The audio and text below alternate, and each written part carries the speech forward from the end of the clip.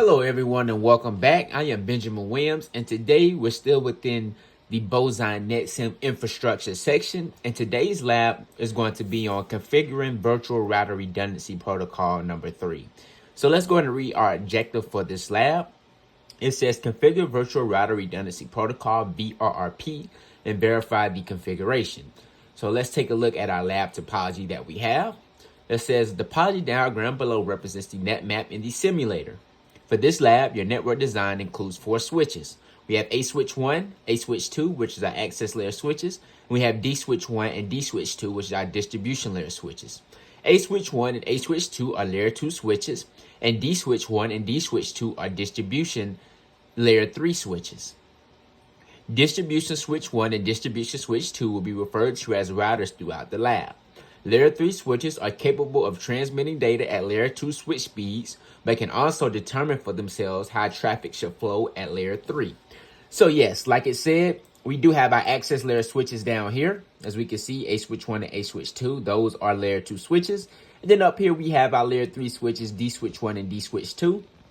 And they are distribution layer switches and layer 3 switches. And of course, like it said, we can route with layer 3 switches. So the lab is going to refer to them as routers throughout the lab.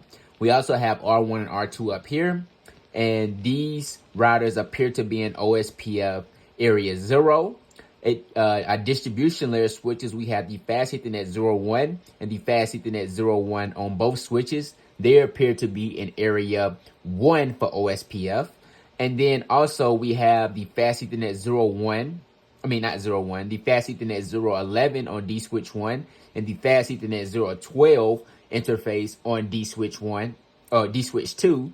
They are in area 2 for OSPF. Okay. Also, we can see that we have VLAN 100 down here for PC1, and we have VLAN 200 down here for PC2. And they're connected to the access layer switches. And of course, the access layer switches are going to give our end devices access to the network. We can see that each access layer switch has one path to each distribution layer switch. And between these distribution layer switches, we have a port channel or ether channel. And basically that gives us some redundancy and also allows us to use both of these links for throughput. As we know, usually if we have redundant links, one of them will be blocked because of STP. But since we have them bundled into an ether channel, this allows for both links to be active and forwarding basically data. Okay, so that is a review of our topology. I've already read through all of the commands and also the descriptions for this lab right here. So without further ado, let's just go ahead and keep on going down. I've already reviewed all of the IP address information. This is good information to have just in case we need to troubleshoot, or it's also good information to have as well just to confirm that each interface on each device has the proper IP address scheme and also subnet mask. So without further ado, let's go ahead and get into our lab task. We're going to keep our topology up here at the top left. We're going to be doing all of our task readings, our lab task readings from the top right. And we're going to do our configuration down here at the bottom. Let me just pan over just a little bit so you guys can see the CLI a little bit better. That looks good. So let's go ahead and get into task number 1 for this lab. It says task 1, verify VRRP configurations. It says this task involves verifying the master and backup router states for VRRP Group 1 and VRRP Group 2. The functionality and setup of VRRP is very similar to that of Hot Standby Routing Protocol, HSRP. However, there are some important differences. Okay, so as we know, when we're doing first hot redundancy protocols, that is a responsibility for the distribution layer switches. So we're going to be doing basically all of our configuration and verification on the distribution layer switches. Okay, so it says on D switch 1, display virtual router redundancy protocol information. What virtual router redundancy protocol priority value is D switch 2 using for VRRP Group 1? So let's go to let's bring up our distribution layer switches, and we're going to start on distribution switch 2. All right, let me just pan over so we can see that just a little bit better. All right, that looks good. All right, let's do an enable. to go into privilege exec mode. Let's do a show VRRP and hit enter. So we can see that the priority for group 1 on D switch 2, it has a priority of 100. Okay, so it has the default priority. All right, so number 2 is asking us, why is D switch 2 the backup virtual router redundancy protocol for VRRP group 1? So let's take a look at D switch 1, and let's pull up its VRRP information. Let's do a show VRRP. All right, so we can see that it has a priority. D switch 1 has a priority of 255. So that is why D switch 2 is the backup. It has the default priority, and D switch 1 has a priority of 255. So of course it's going to choose the layer 3 switch with the higher priority, and D switch 1 has the higher priority. So that's why D switch 2 is the backup. Okay, so it says on D switch 1, display VRRP information. What device is being reported as the master virtual router redundancy protocol router for VRRP group 2? Well, we can see that for group 2 that D switch 1 is the backup router, and let's figure out why. It says which device is reported as the master. So we can see D switch 2 is configured to be the master for group 2. Okay, so D switch 1 is the master for group 1, and D switch 2 is the master for group 2. Okay, so let's go ahead and move on to question number 4. It says on D switch 1, what VRRP priority has been assigned to VRRP group 2? Is this value higher or lower than the default? So let's go over back to D switch 1, and it's asking what is the priority assigned to group 2. We can see that group 2 is assigned the priority of 110, and as we know, 110 is higher than the default of 100. So it was configured with a higher priority than the default. Okay, so let's go ahead and move on to question number 5. It says on D switch 2, display VRRP information. What VRRP priority has been assigned to VRRP group 2? So if we go over to D switch 2 and we take a look at group 2's priority, we can see that it has a priority of 255. So that is the priority that has been assigned to group 2 on D switch 2. Okay, so let's go ahead and move on to question number 6. It says on D switch 2, display the virtual LAN VLAN 200 section of the running config. Has the VRRP priority for VRRP group 2 been manually configured? All right, so we're on D switch 2 now. So we can do a show running. We can do a show running config, and we can do a pipe. And I believe we can put just put VLAN 200. Okay, so let's just do a show running config without the pipe. Let's just do that. And if we go down into VLAN 200 right here, interface VLAN 200, it's asking, has a priority been configured? And no, a priority has not been configured, because we would see it right here if it was configured for VRRP group 2. All we see for VRRP group 2 is the IP address, the virtual IP address that was configured for the group. All right, so number 7, it says, based on the output that you have observed so far, how did the VRRP master role for VRRP group 2 attain that role? Okay, so if we take a look at distribution switch 2, we know for group 2 it has a priority of 255, and it is the master. It's the master VRRP router for the group.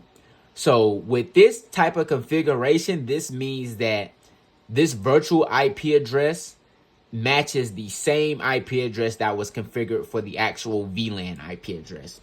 And I can confirm that by doing a show IP interface brief. So we can see that the VLAN 200 IP address has an IP address of 10.10.200.20. And if we go back up to our virtual router redundancy VRRP virtual IP address, it also has an IP address for the group to be configured as 10.10.200.20. That is the same IP address that was configured for the VLAN 200 IP address. So because it uses the same virtual IP address that's on the interface, it automatically gets that priority of 255. So that's why it obtained the master role. So it says on switch 1, display VRRP information. Based on what you know about VRRP master router election process, what new priority value would cause the current master virtual router redundancy protocol router for group 2 to lose an election? So if we go to switch 1, it says based on what you know about VRRP router election process, what new priority value would cause the current virtual router redundancy protocol router for VRRP group 2 to lose its election? So we know that it is the master for group number, it is the master for group number 1, and it has a priority of 255. So what new priority would cause the current master to lose its role in the election? So let's see what switch 2 has configured for its So switch 2 has a priority of 100, and switch 1 has a priority of 255. So in order for switch 1 to lose its master role, switch 2 will have to have a higher priority than switch 1. And this is configured with 255. So the only way it would lose its current election process is if switch 2 had a higher priority configured, which would be 255. Okay, so let's go ahead and move on to task number 2. It says configure object tracking. It says this task involves configuring object tracking on switch 2. Object tracking enables a Cisco device to track the line protocol interface or other parameters. You can use the state of a line protocol to trigger a certain event in VRRP, HSRP, or Gateway Load Balancing Protocol, GLBP configurations. So let's go ahead and go to task number 1. It says on switch 2, display tracking information. Has any tracked objects been configured on switch 2? Okay, so we can check that. We can do a show track, and we can see that no tracking information has been enabled or configured on switch 2. And we can also confirm that within the running config. We don't see anything that says that it's tracking a interface. Okay, so we know that there is no tracking information configured on switch 2. It says on switch 2, configure track object 1 to track the line protocol of switch 2's fast Ethernet 01's interface. Okay, so on switch 2, let's do a track. Okay, let's go into global config mode first. Let's do a track. We want to track object 1, and we want to track the interface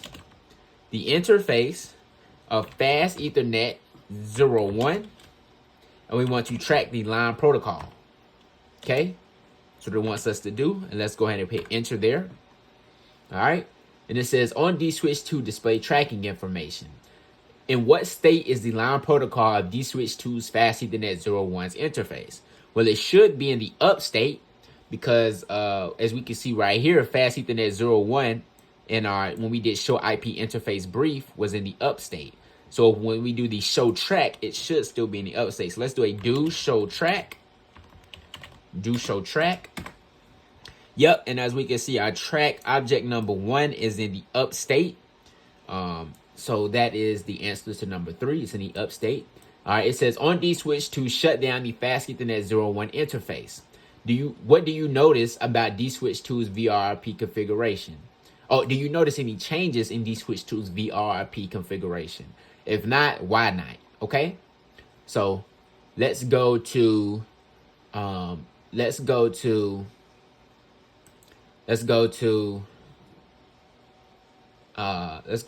exit, and let's go into interface fast Ethernet 01,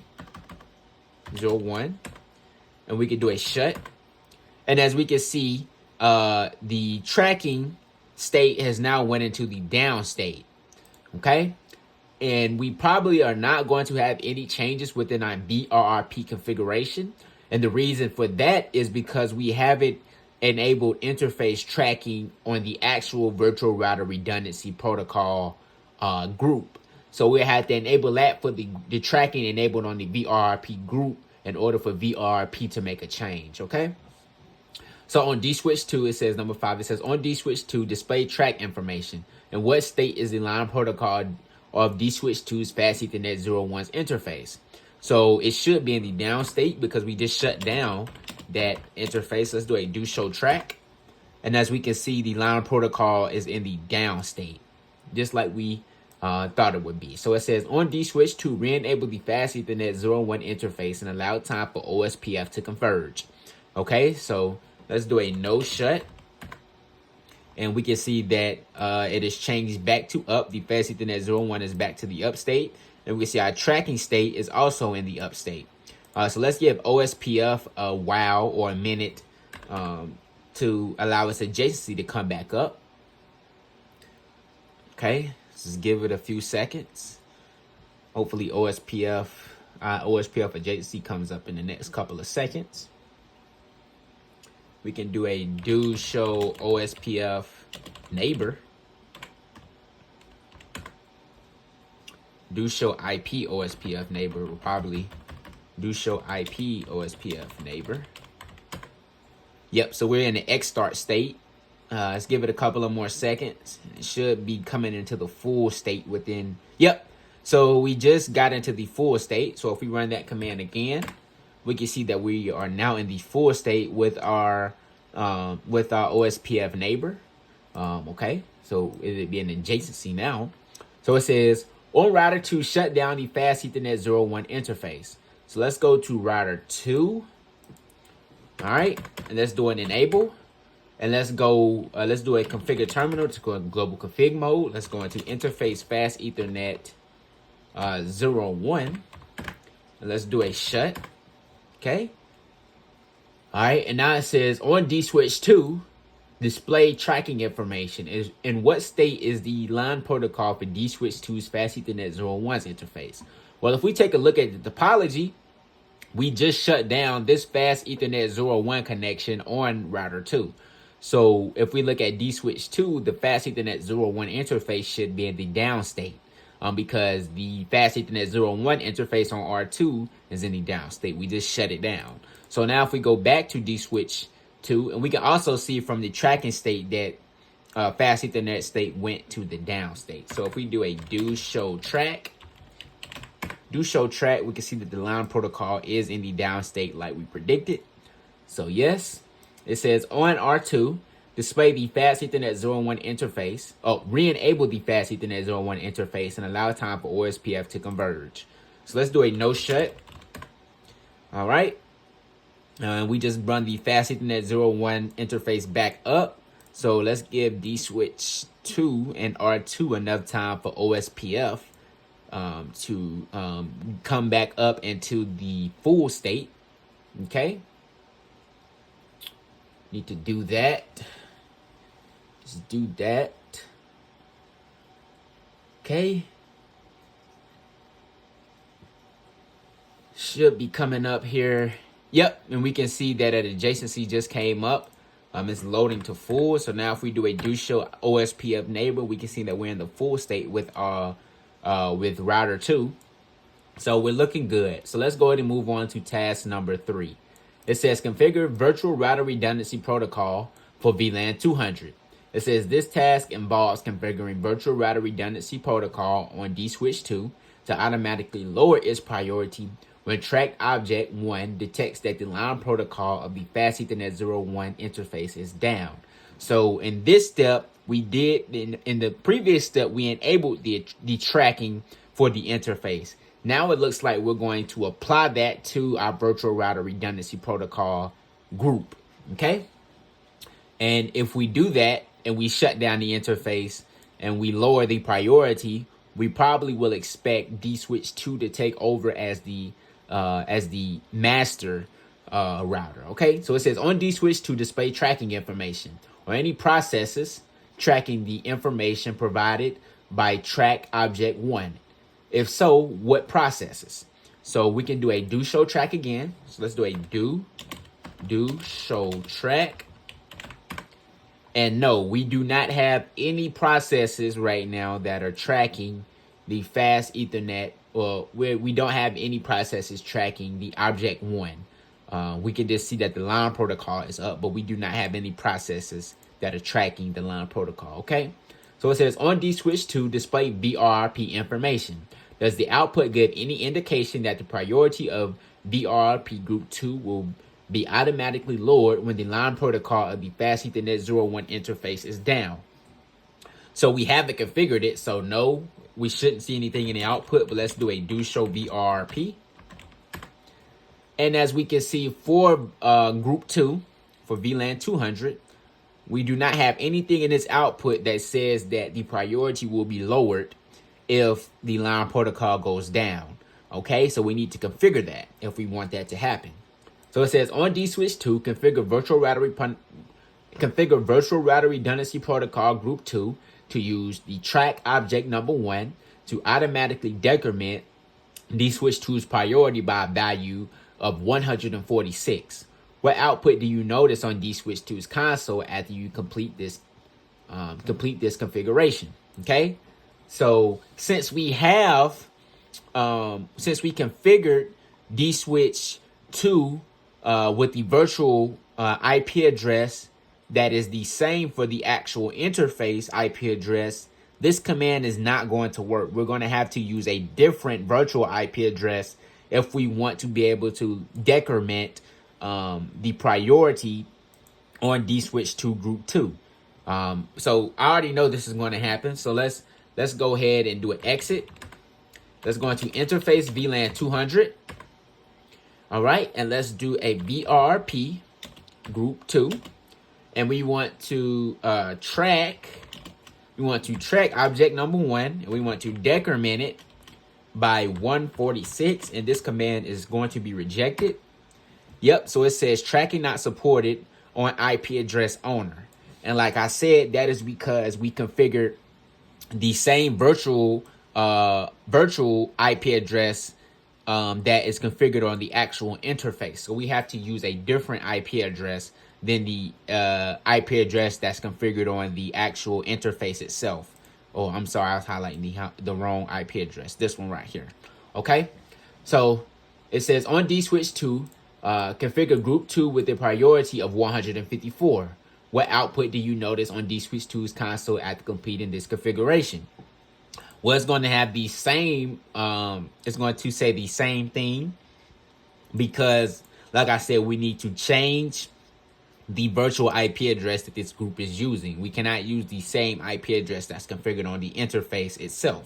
So let's do a VRRP just to confirm group 2, and we want to do a priority of 254. And yep, it says priority change will have no effect while interface is VRRP address, while the interface is VRRP address owner. Okay, so it says on D switch 1 and D switch 2, configure virtual router redundancy protocol group 2 with a virtual IP address of 10.10.200.1. Does D switch 1 become the master virtual router redundancy protocol router for group 2? If not, why not? So first, let's change the virtual IP address that both layer 3 switches use. Let's go global config mode on D switch 1. Let's go into interface VLAN 200. Let's do VRRP group 2. Let's give an IP address of 10.10.200.1. Hit enter there. And as we can see, it has went into the master role. Let's go on D switch 2. Let's do a VRRP. Well, let's do an exit just to make sure that we're in the right interface. Let's go interface VLAN 200.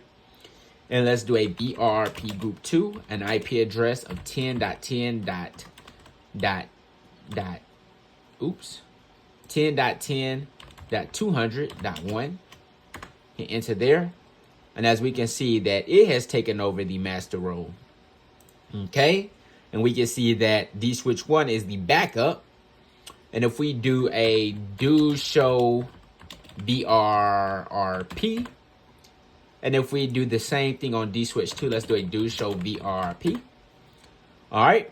So we can see that it's asking, does D switch 1 become the master router for group 2? If not, why not? And it is not the master router on D switch 1 because its priority is configured for 110, while D switch 2's priority is higher with a priority of 254. So that's why D switch 1 did not become the master, because D switch 2 has a higher priority. Okay. So it says on D switch 2, configure virtual router redundancy protocol group 2 to use tracked object number 1 to automatically decrement D switch 2's priority by a value of 145. Okay. So that's on D switch 2. We're already here. Let's do a VRRP group 2. You want to track the object number 1, and we want to decrement the priority by 145 if that line protocol goes down. So we hit enter there. So it says on number 7, it says on D switch to display tracked object information on any processes tracking the information provided by object number 1. If so, what process? And yes, we just configured VRRP to track the object interface number 1. So we should see a process with the VRRP that's tracking object number 1. So let's do a do show track. And as we can see, it's being tracked now by VRRP VLAN 2, group 2. Okay, so that's the process that's being tracked. So it says on D switch 2, display VRRP information. Does the output give any indication that the priority of VRRP group 2 will be automatically lowered when the line protocol of the Fast Ethernet 01 interface goes down? And yes, we should see that in the output, but let's just confirm. Let's do a do show VRRP. And as we can see right here that it is tracking that object number 1. And if it goes down, it's going to decrement object number 1's priority by 145. So it says on D switch 2, shut down the Fast Ethernet 01 interface. Let's go exit here. It's going to interface Fast Ethernet 01. Let's do a shut. All right. And as we can see, D switch 2 has now went into the backup role. And as we can see that our tracking state is also went into the down state. All right. So our priority has been lowered by 145. Okay. So on number 10, it says on D switch 2, display VRRP information. What priority does VRRP group 2 have? What priority does the master VRRP router have?